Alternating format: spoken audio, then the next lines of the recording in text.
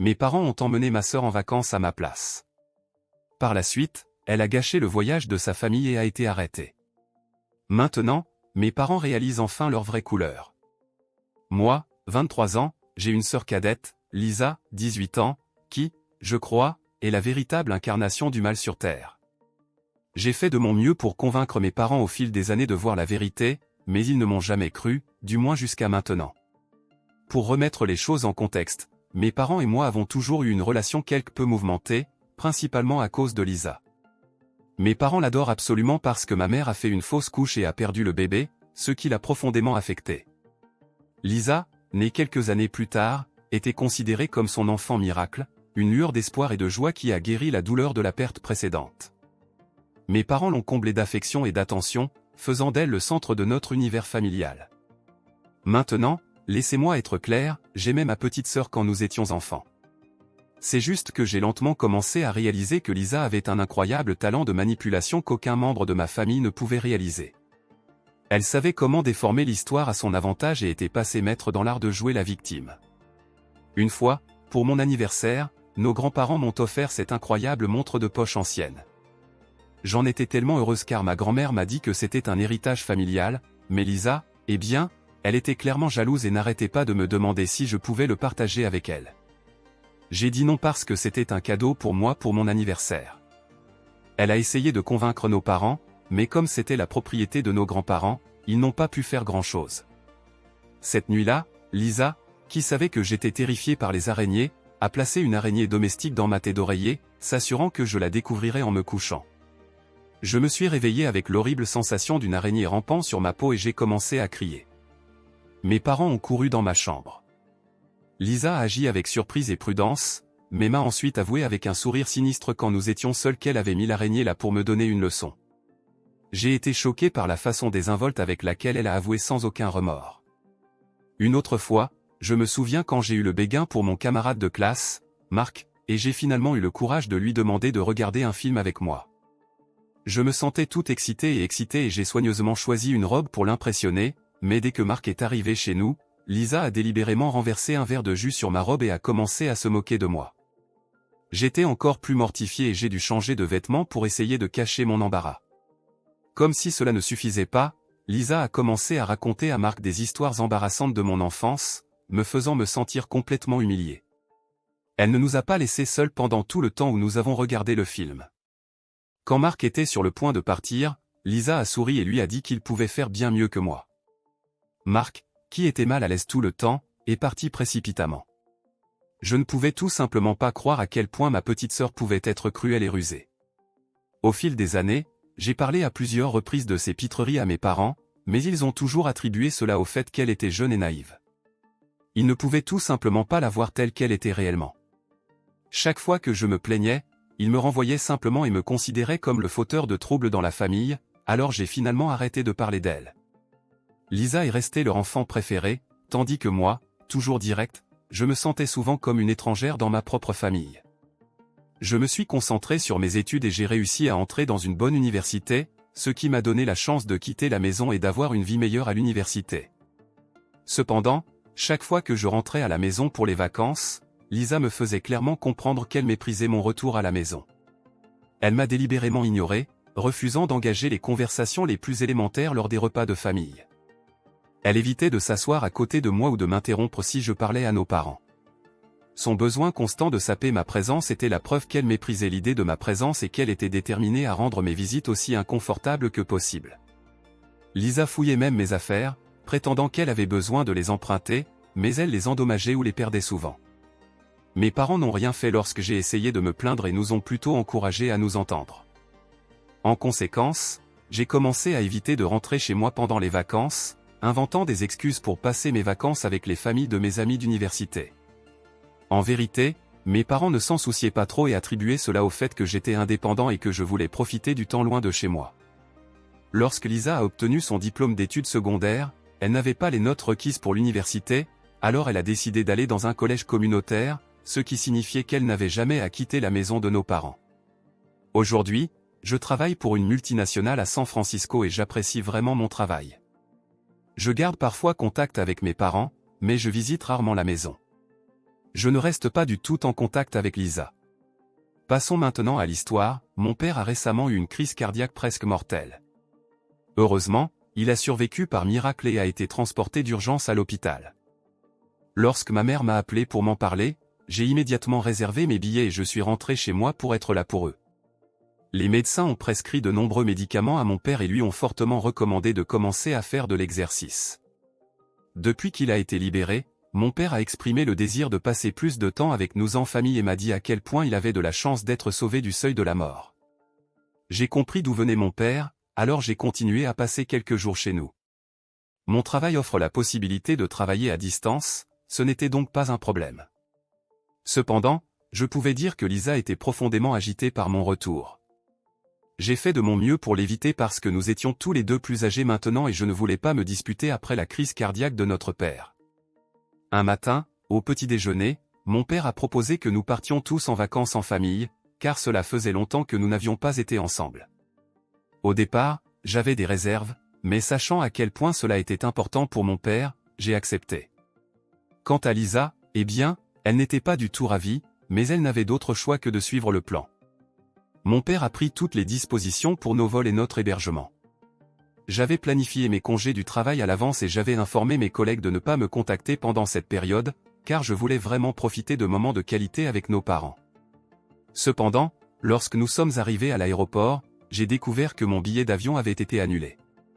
J'ai échangé des regards perplexes avec mon père, qui a continué à insister sur le fait qu'il avait réservé et payé mon billet.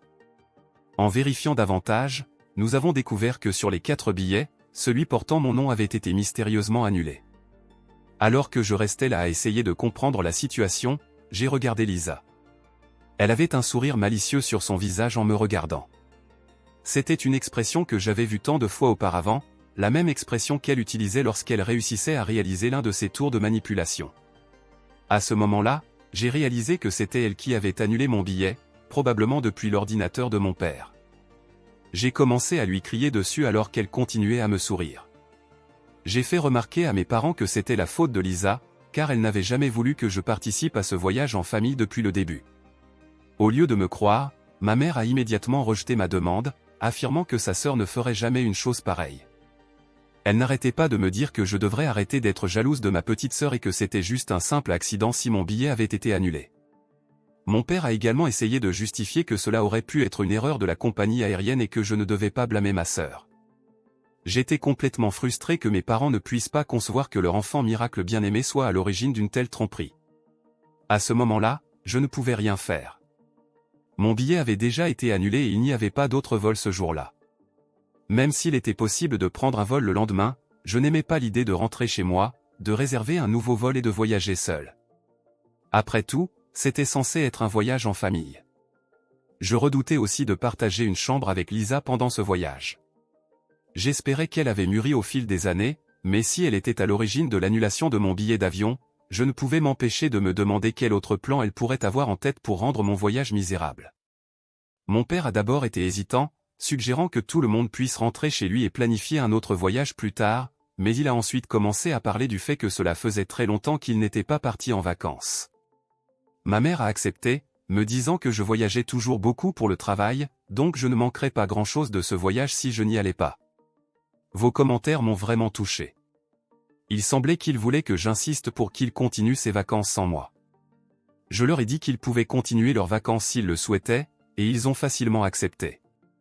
Même si je ne voulais pas que l'argent dépensé en billets et en chambre soit gaspillé, j'étais triste qu'ils ne se soucient pas de savoir si je participais ou non. Il était clair que cela ne les dérangeait pas de partir en vacances en famille de 3 personnes. J'étais donc là, seul à l'aéroport pendant que mes parents et Lisa partaient pour leurs vacances tant attendues. J'ai décidé de rentrer chez moi à San Francisco, ne voulant pas passer une autre journée seul dans la maison de notre famille. J'ai fait de mon mieux pour laisser l'incident derrière moi et me concentrer sur le reste du temps libre que j'avais déjà pris au travail. J'ai renoué avec de vieux amis et j'ai passé mes journées immergées dans les livres, transformant mon temps libre en une saison solo. Pendant le voyage, mes parents m'appelaient parfois par vidéo et je pouvais voir à quel point ils appréciaient le voyage sans moi. C'était comme si mon absence n'affectait en rien le voyage. Même si je n'étais pas trop déçu d'avoir raté les vacances, je ne pouvais m'empêcher de me sentir exclu. C'était encore un autre rappel du favoritisme qui a toujours existé dans notre famille. J'espérais qu'un jour il verrait la vraie nature de Lisa et je pense que mon souhait s'est finalement réalisé. Quelques jours après le début des vacances, je me suis réveillé avec plusieurs appels manqués de ma mère, inquiet que la santé de mon père ne se soit soudainement détériorée. Je l'ai immédiatement rappelée et, heureusement, elle a répondu, mais elle semblait extrêmement affligée. J'ai demandé si tout allait bien et elle m'a expliqué que quelque chose de profondément inquiétant s'était produit. Apparemment, mes parents ont remarqué que les médicaments essentiels pour le cœur de mon père disparaissaient de jour en jour. C'était une situation alarmante, car mon père ne pouvait pas se permettre de se passer de ces médicaments, compte tenu de sa santé fragile. Il se trouvait dans un pays étranger et ne savait pas si le même médicament serait disponible en dehors des États-Unis. Ils étaient vraiment inquiets des pilules manquantes et cherchaient partout dans la pièce en vain. Ma mère est allée dans la chambre d'hôtel de Lisa, qui était adjacente à la leur, pour prendre de la crème solaire pendant que Lisa était absente. À sa grande surprise et consternation, elle a découvert tous les médicaments manquants soigneusement cachés dans la table de chevet de Lisa. Ce fut une révélation effrayante et elle appela immédiatement mon père. Il a couru et a trouvé tous les médicaments qui avaient disparu ces derniers jours. Je pense que c'est à ce moment-là qu'ils ont compris que leur fille bien-aimée, la soi-disant enfant miracle, mettait délibérément en danger la santé de mon père. La voix de ma mère trembla lorsqu'elle demanda s'il devait confronter Lisa à ce sujet. Je lui ai demandé de ne pas en parler à Lisa jusqu'à ce qu'il soit de retour à la maison. Ils devaient rassembler leurs pensées, leurs émotions et leurs preuves pour faire face à Lisa avec la vérité indéniable. Ils savaient que parler à Lisa maintenant serait inutile, car elle était une grande manipulatrice et inventerait probablement des excuses pour éviter ses responsabilités. Cependant, quelque chose d'inattendu a dû se produire et mes parents ont dû lui en parler. J'ai reçu un appel tard dans la nuit de mon père, la voix tremblante, m'informant que Lisa était en prison. J'ai été surpris. Il a déclaré que Lisa avait piqué une crise de colère totale lorsqu'il lui avait posé des questions sur ses médicaments, lançant des objets et criant des insultes.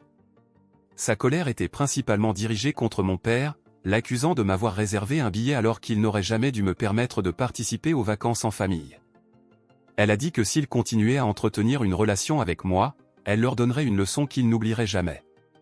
Lisa a continué à devenir incontrôlable et la situation a rapidement dégénéré jusqu'à ce que quelqu'un à l'hôtel appelle les autorités. Lorsque la police est arrivée, elle a refusé de se calmer et les a insultés, ce qui a conduit à son arrestation. Lisa serait libérée après 24 heures et mes parents ne pouvaient rien faire pour le moment. Désespérés de rentrer chez eux après la libération de Lisa, mes parents ont essayé de réserver à nouveau leur vol, mais leurs plans ont été contrecarrés lorsqu'ils ont découvert que leur passeport et leur portefeuille avaient disparu. Il s'avère que Lisa avait jeté les passeports ou les avait cachés, mais pour l'instant, ils étaient coincés dans un pays étranger sans passeport ni permis. Je pense que c'était la première fois que mes parents commençaient à voir ma sœur telle qu'elle était vraiment. Ma mère, qui avait toujours défendu Lisa pendant toutes ces années, me demandait maintenant de l'aider car elle n'avait ni argent ni papier pour rentrer chez elle. Elle a été bouleversée, choquée et affligée de réaliser la vraie nature de sa fille Angélique. Je leur ai dit de ne pas s'inquiéter et que j'enverrais de l'argent via Western Union, mais qu'ils devaient d'abord retrouver leur passeport pour pouvoir rentrer chez eux. J'étais sûr que Lisa ne les avait pas jetés. Mes parents ont finalement réalisé que j'avais toujours été honnête au sujet de leur pitrerie et été reconnaissant de mon aide, même s'ils ne m'avaient pas emmené en vacances. Ils se sont excusés pour leur comportement. Même si une partie de moi veut pardonner à mes parents, il est difficile de me débarrasser du sentiment d'avoir été privé de leur amour pendant toutes ces années à cause de leur favoritisme envers ma sœur. Alors je ne sais pas si je pardonnerai à mes parents d'être partis en vacances sans moi et maintenant qu'ils ont goûté à eux, ils reviennent me demander pardon. Mise à jour 1, chaque jour, mes parents m'appellent pour me donner des nouvelles et je suis de plus en plus inquiet de leur situation. Vous voyez, après que Lisa ait été libérée de prison le lendemain, mes parents l'ont menacée de lui rendre son passeport, sinon ils appelleraient à nouveau les autorités. N'ayant pas d'autre choix, Lisa a finalement révélé où elle avait caché les passeports. De retour à la maison, mes parents ont confronté Lisa et lui ont clairement fait comprendre qu'elle devait rassembler ses affaires et partir. Il est devenu tout à fait clair qu'ils avaient atteint leur point de rupture, réalisant enfin la vérité sur les actions manipulatrices et nuisibles de leur fille. Elle pourrait encore mettre la santé de mon père en danger en lui volant ses médicaments. Cela a déclenché une autre dispute entre Lisa et mes parents. Au cours de cette confrontation, Lisa a commencé à lancer des accusations contre mes parents, exprimant sa colère et son ressentiment.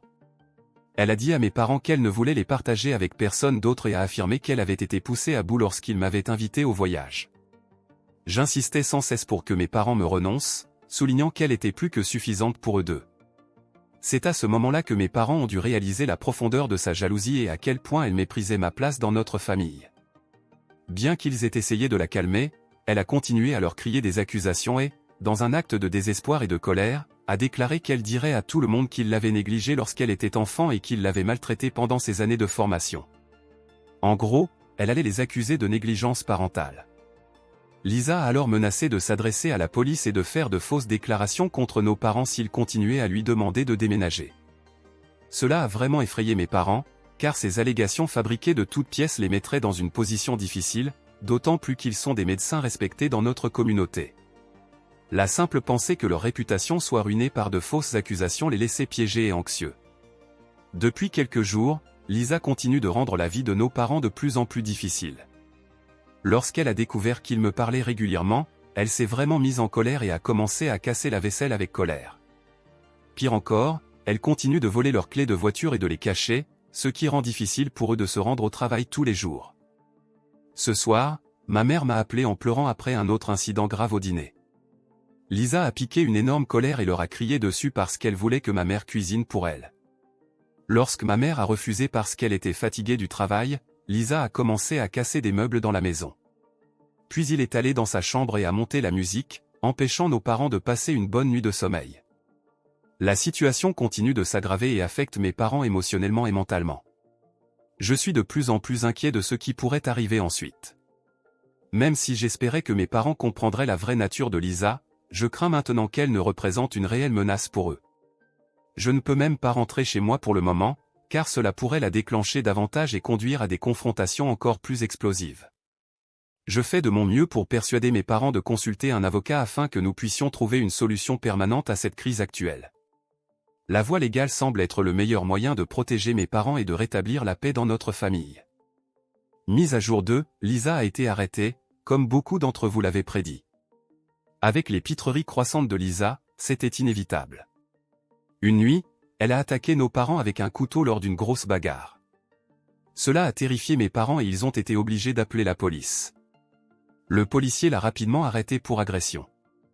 Avec Lisa en garde à vue, nos parents ont décidé qu'il était temps de chercher une solution plus permanente. Ils ont consulté un avocat qui les a conseillés sur la procédure juridique pour l'expulser de la maison. Ils ont déposé une notification officielle d'expulsion, indiquant qu'elle devait partir. Ils savaient que ce ne serait pas facile, mais c'était nécessaire pour rendre les choses plus sûres. Nos parents ne voulaient pas continuer à porter plainte contre elle car ils voulaient juste qu'elle déménage. Ils lui ont payé une caution et lui ont remis une mise en demeure l'informant qu'elle devait déménager. Il y avait tous les détails intéressants expliquant pourquoi elle devait y aller et quand elle devait partir. Mes parents s'assuraient qu'ils faisaient tout correctement pour que Lisa ne puisse pas s'y opposer. Ils se sont ensuite adressés au tribunal avec leur avocat pour entamer la procédure d'expulsion, ce qui impliquait d'intenter une action en justice contre Lisa. C'était très difficile pour mes parents car c'était leur propre fille qu'ils traînaient en justice. Ils se sentaient très tristes, coupables et comme s'ils n'avaient pas d'autre choix. Finalement, le tribunal a rendu une ordonnance officielle ordonnant à Lisa de quitter la maison. Si elle ne partait pas d'elle-même, ils auraient le droit légal de lui faire quitter la propriété. Lisa doit sortir la semaine prochaine. Mes parents peuvent enfin pousser un soupir de soulagement en sachant qu'ils ont fait un pas vers le retour de leur foyer et de la paix. Cela a été un chemin difficile, mais ils espèrent que les choses s'amélioreront une fois que Lisa aura quitté la maison. Je suis resté en contact avec eux tout au long de cette épreuve et j'ai l'intention de les emmener à San Francisco pendant quelques semaines. C'est une façon de leur donner une pause et de les laisser se détendre après tout ce qu'ils ont vécu. Je suis sûr qu'ils auraient besoin de changer de décor et de s'éloigner du stress causé par Lisa. De plus, ce sera l'occasion pour nous de passer du temps de qualité ensemble et je souhaite vous soutenir autant que possible.